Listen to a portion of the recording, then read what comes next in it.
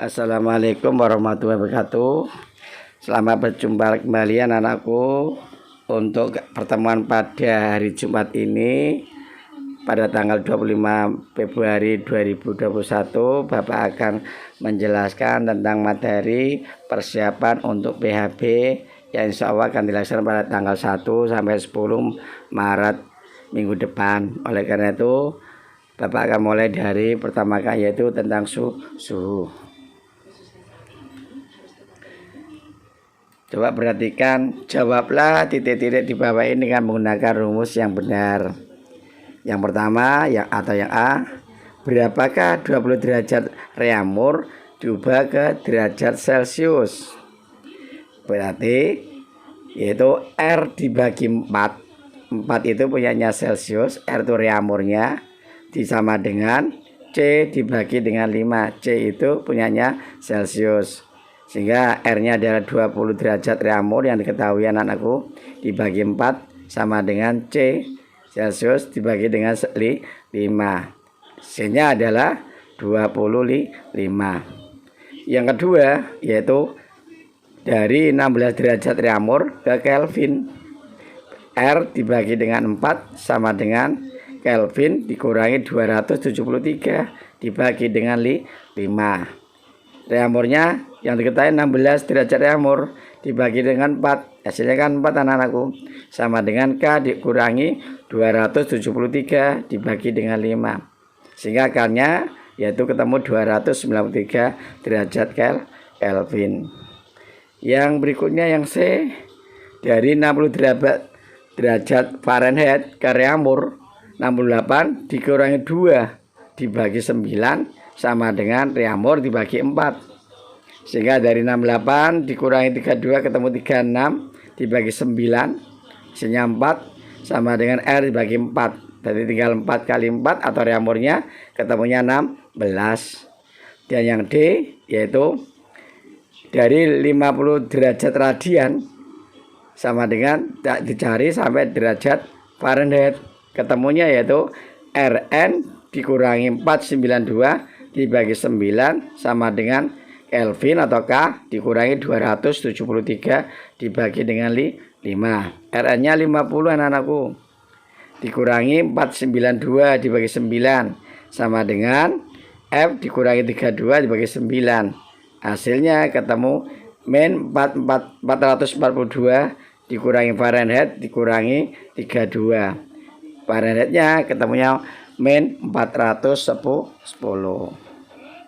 Selanjutnya yaitu soal berikutnya anak-anakku.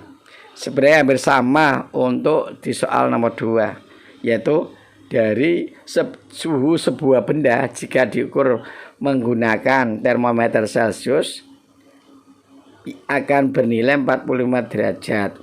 Berapa nilai yang ditunjukkan oleh derajat reaumur, Fahrenheit maupun Kelvin? Itu sudah jelas anakku, hampir sama dengan pembahasan di nomor 1 tadi.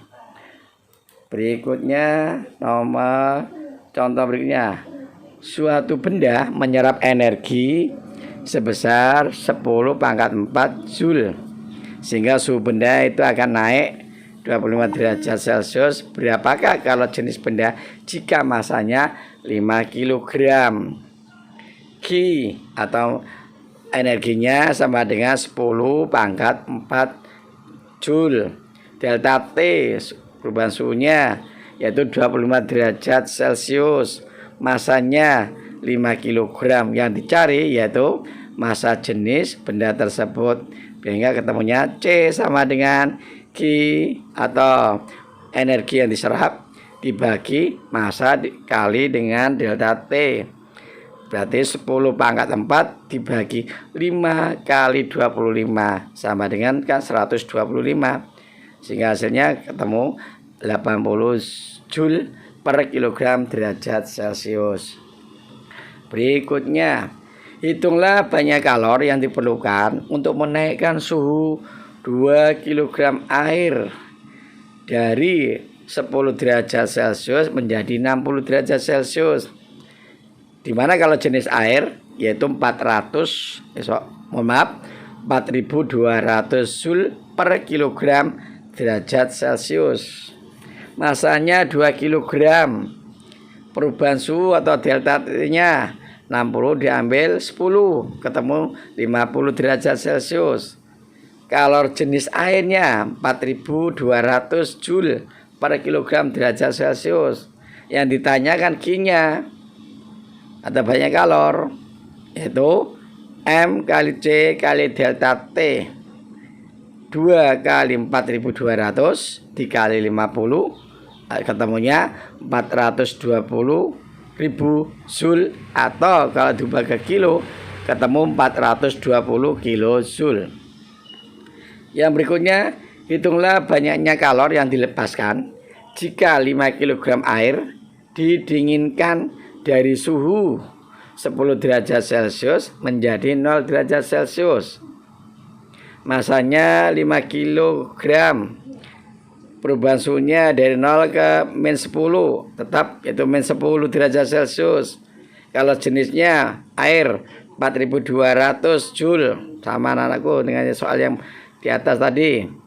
Hasilnya yaitu Q sama dengan M kali C kali delta T, yaitu 5 kali 4200 kali -10, ketemu 210.000 Joule atau 210 kilojoule. Selanjutnya, suatu zat di mana masanya 200 gram memiliki kapasitas panas 3 kali 10 pangkat 4 Joule per derajat Celcius. Kemudian zat dipanaskan sehingga suhunya naik dari 50 derajat menjadi 100 derajat Celcius.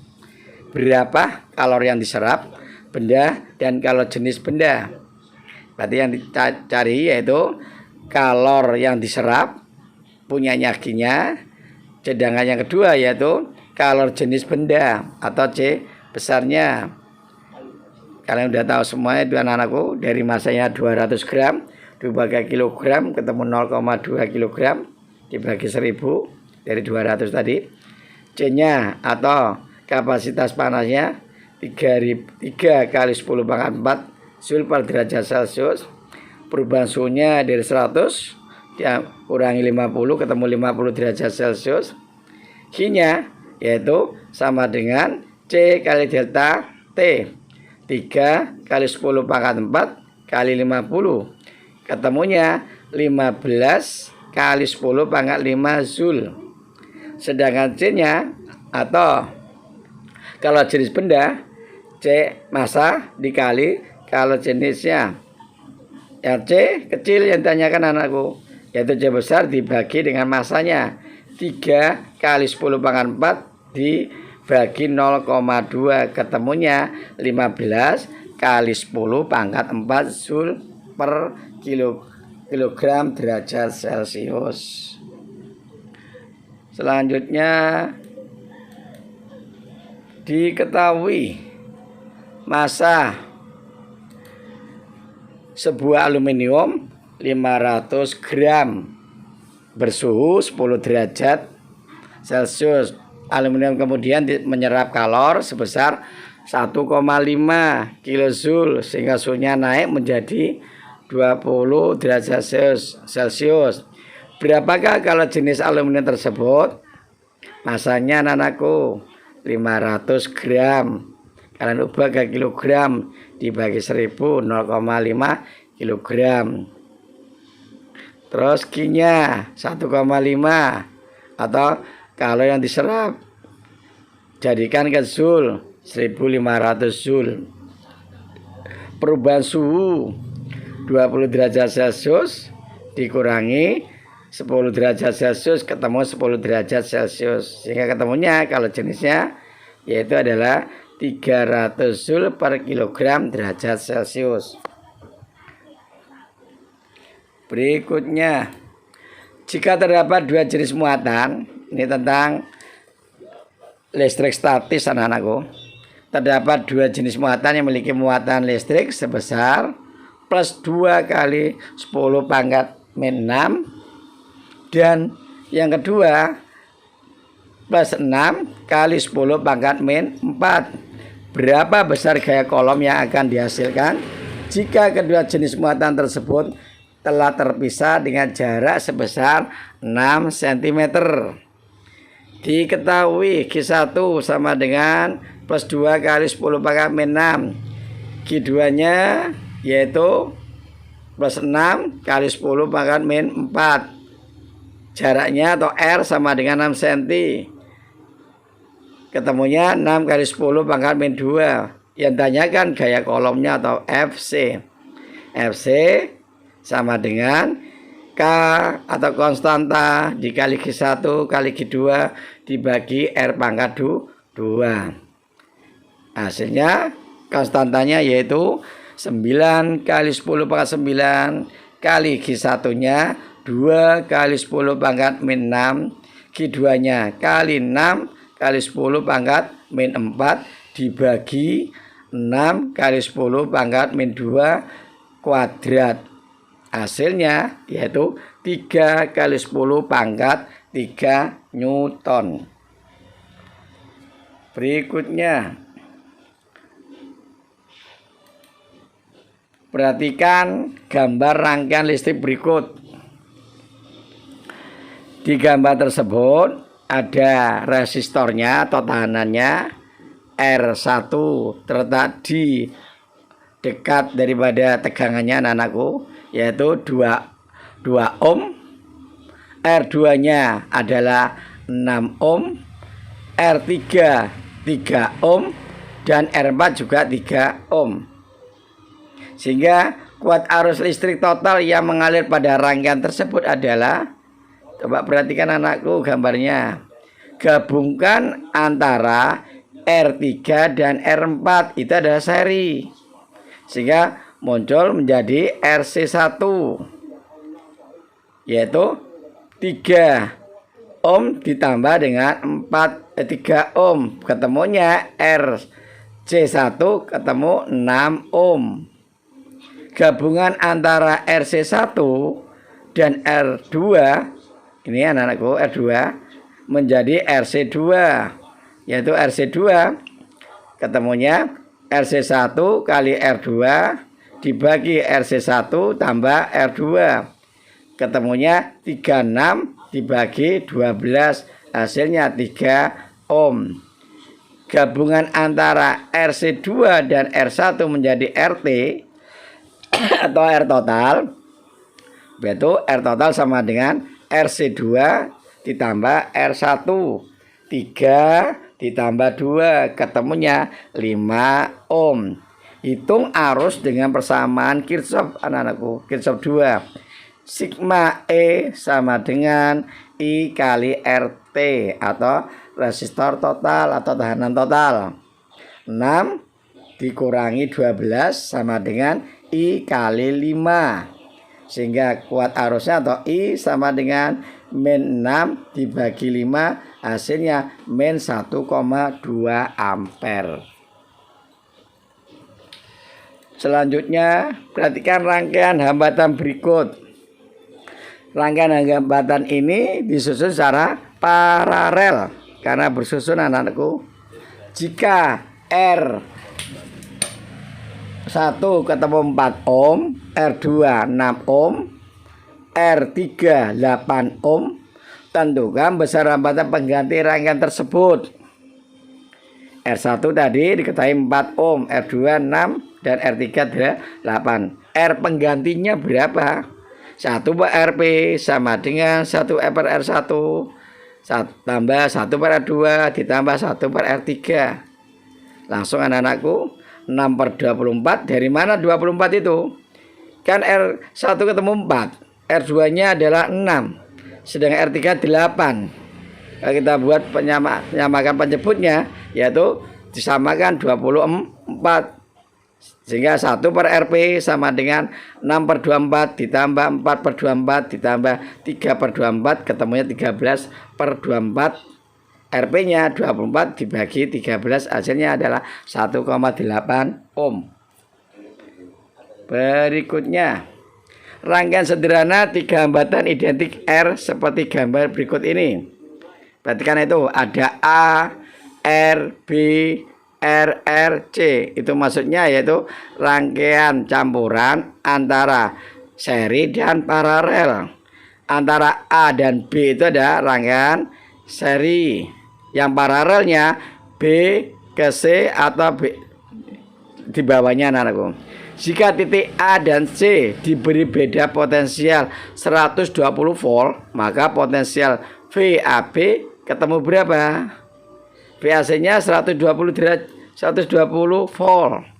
Yang ditanyakan VAB 1 per RP sama dengan, nah ini karena paralel anakku, 1 per R ditambah 1 per R, sehingga 1 per RP ketemu 2 per R. RP-nya R per 2. Kalau R dibagi RP sama dengan R dibagi R dibagi 2, ketemunya 2:1. Sehingga tegangan atau yang potensial VAB ketemu 2/3 VAC sama dengan 2/3 dikalikan sumbernya 120, ketemunya adalah 80 volt. Berikutnya yang terakhir anak-anakku, sebuah televisi LCD memerlukan tegangan 220 volt dan arus listrik sebesar 1,2 ampere. Untuk mengaktifkannya, berapa daya listrik yang dikonsumsi LCD tersebut? Diketahui tegangannya 220 volt, kuat arus 1,2 ampere, yang dayanya. Nah, sehingga P itu daya sama dengan V kali I. Tegangannya 220 kali 1,2 ampere, ketemunya 264 watt. Jadi televisi LCD tadi mengkonsumsi daya listrik sebesar 264 watt. Demikianlah anak-anakku pada pertemuan kali ini. Bapak harap untuk minggu depan, karena sudah ulangan, mudah-mudahan kalian dapat mempelajari. Apabila ada pertanyaan bisa langsung ke WA Bapak atau Bu Ani Rosidah secara langsung. Akhirul kata, saya akhiri pada pertemuan kali ini. Assalamualaikum warahmatullahi wabarakatuh.